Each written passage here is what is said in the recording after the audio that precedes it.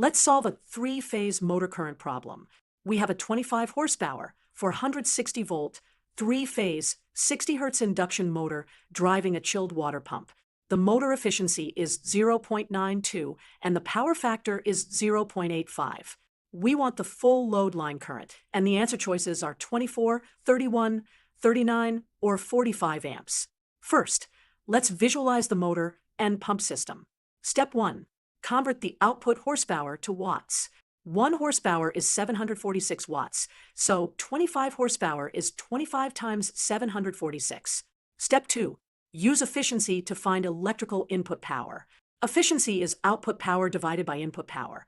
So input power equals output power divided by efficiency. Now plug in the numbers. Step 3. Use the three-phase power formula. For a three-phase system, input power equals square root of 3 times line voltage times line current times power factor.